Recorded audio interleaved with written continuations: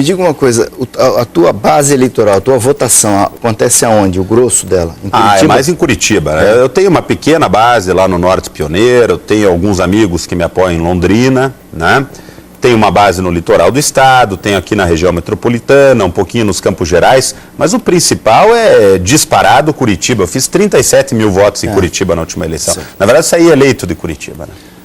Bom, eu vou ter que chamar um intervalo, porque a introdução foi longa, e retornamos em seguida para continuar a nossa conversa com o deputado Neyley Prevot. Se você quiser mandar alguma sugestão para o programa, poderá fazê-lo através do portal da CNT, www.cnt.com.br, ou pelo blog do programa, jogodopoderparaná.blogspot.com. Eu retorno em seguida para a continuação da conversa com o deputado Neyley Prevot.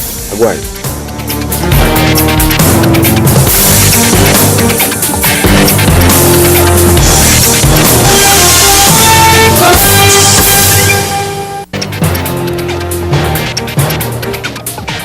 Voltamos para o Jogo do Poder, na sequência do meu bate-papo com o deputado estadual Neyley Prevot.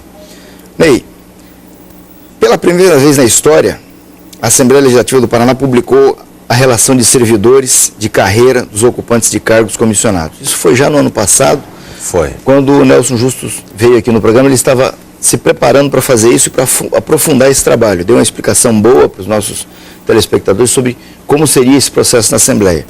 Foram publicados os nomes de 517 servidores efetivos e 1.941 nomeados para os cargos em comissão. Quando eu entrevistei ele aqui, eu disse a ele que a distorção era justamente essa, na minha opinião. Quase 2.000 comissionados é um absurdo, porque você inverte o processo. O servidor tem que ser concursado, né? O servidor comissionado é exceção à regra. Você vai trabalhar com comissionados, o grosso deles no gabinete dos deputados. Mas os servidores da casa, né, ele me deu uma explicação boa sobre isso também.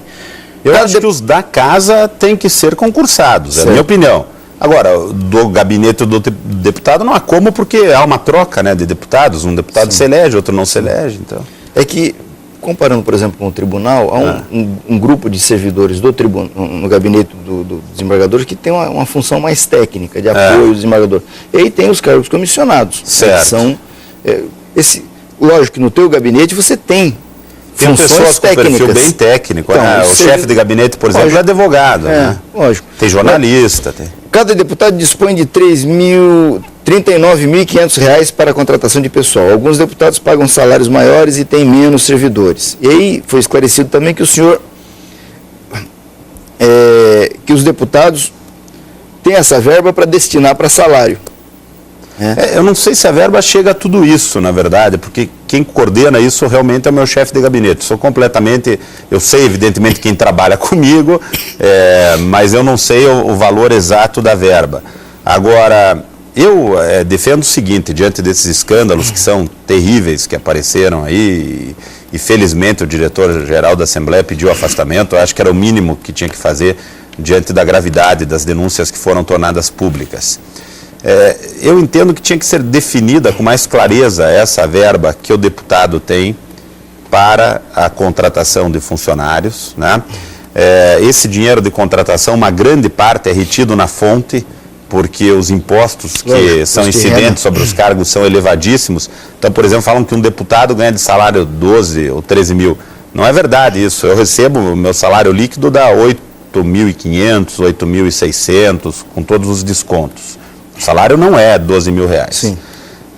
Mas eu acho que tinha que ter essa verba destinada para o gabinete do deputado e a Assembleia só poder nomear uma determinada pessoa em certo gabinete com a assinatura do deputado. Eu acho errado essa prerrogativa da mesa executiva ou do diretor-geral poderem nomear no gabinete de um deputado sem que o deputado saiba que essa pessoa está sendo nomeada, que foi o que aconteceu com o deputado Joselito Canto. Aquilo ali é uma vergonha. Eu tenho 1001 motivos para não defender o deputado Joselito Canto. Já tivemos embates terríveis dentro da Assembleia Legislativa. Mas, nesse caso, o deputado Joselito Canto foi injustiçado de uma forma terrível. Felizmente, o Jornal Nacional agiu com ética e o próprio William Bonner fez uma retratação em horário nobre. Agora, como é que alguém pode nomear no meu gabinete um funcionário que tem que estar teoricamente sob a minha responsabilidade sem que eu saiba disso? Isso é uma vergonha, isso tem que acabar na Assembleia Legislativa do Paraná. Pois é, a coisa toda começou em função de uma denúncia que foi veiculada na Gazeta do Povo. A Gazeta do Povo, inclusive, eu tenho aqui o texto, ela diz: reportagens da Gazeta do Povo e da RPC, que é a emissora irmã, com base em pesquisa em mais de 200 diários oficiais da Assembleia, revelaram uma rede de 20 servidores da Casa ligados ao diretor-geral afastado. Alguns deles nunca deram expediente na Assembleia, mas mesmo assim receberam altos salários. Uma parte prestava serviços particulares a Bibinho. A série de matérias ainda revelou que a Assembleia depositou salários acima do máximo previsto por lei a 73 pessoas, num total de 59,6 milhões de reais, de janeiro de 2004 a abril de 2009. Parte dessas pessoas também é ligada, de alguma forma, ao diretor-geral afastado. O diretor-geral pediu o afastamento essa semana, na quinta-feira, para que ele possa acompanhar essas investigações que vão se processar na sequência, sem interferir, né? Isso foi aceito pelo presidente da Assembleia. Essa semana eu conversei com algumas pessoas, e as pessoas se perguntam: mas por que será que a Gazeta do Povo está fazendo essas denúncias, né? Quem tem mais história na militância política no Paraná sabe que a Gazeta nem sempre foi dada a esse tipo de denúncia. Mas, na minha opinião, há hoje uma clara mudança na linha editorial desse jornal, né? Sobretudo depois do falecimento do Dr. Francisco Cunha Pereira. É um jornal que tem se afirmado com uma linha bastante independente, e as pessoas não estão se dando conta disso, né? De que há hoje uma redação forte, uma postura de bastante autonomia dos jornalistas que trabalham no jornal, de tal maneira que ele tem hoje uma linha editorial diferentemente de outros tempos, né? Veja, Rocha... É só isso que desencadeia essa onda de... Existem 1001 teorias conspiratórias, mas, na verdade, tudo isso é querer tapar o sol com a peneira. A Gazeta do Povo está fazendo isso porque a Gazeta do Povo, a Rede Paranaense, assim como a CNT, assim como a Rádio Band News, assim como a Rádio CBN, assim como a Folha de Londrina, são empresas constituídas de pessoas. E pessoas, quando sabem que existe alguém ganhando 35 mil reais por mês sem trabalhar, ficam indignadas. Então isso é fruto da indignação daqueles que trabalham nesses veículos. Eu não acredito nas teorias conspiratórias. Ouvi uma pessoa dizendo que o governo federal estaria por trás disso, porque na medida em que colocam todos numa vala comum, inocenta-se o Zé Dirceu, ou seja, o mensalão deixa de ser algo tão grave porque todo mundo fez algo parecido. Isso é uma bobagem. A Gazeta do Povo jamais se submeteria a isso, a Rede Paranaense de Comunicação jamais se submeteria a isso. E depois você tem que levar em consideração que existem pesquisas de opinião. Os veículos de comunicação trabalham o tempo todo baseados nessas pesquisas. E as pesquisas mostram que o telespectador, quando vê o político corrupto, o administrador público corrupto sendo desmascarado publicamente na televisão, passa a criar uma fidelidade pelo veículo, passa a aumentar a credibilidade do veículo, o que desencadeia um processo que gera uma série de novos patrocinadores para o veículo de comunicação. Então, tudo isso tem também muito a ver com a economia de mercado. O mercado dita as regras dos veículos de comunicações. Sim. O mercado dita as regras.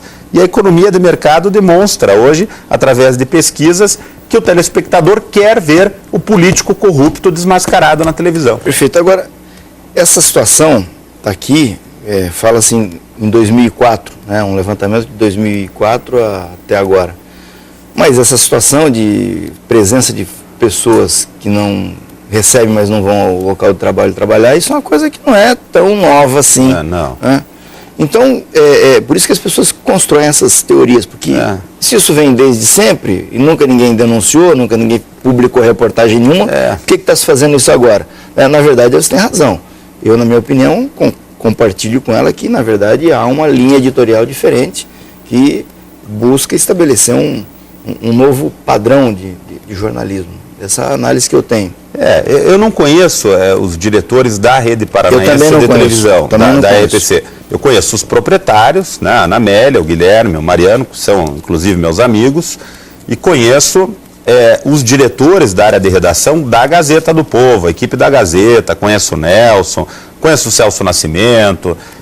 Olha, são pessoas sérias, viu? Eles não se submeteriam a fazer isso como um serviço para alguém, né?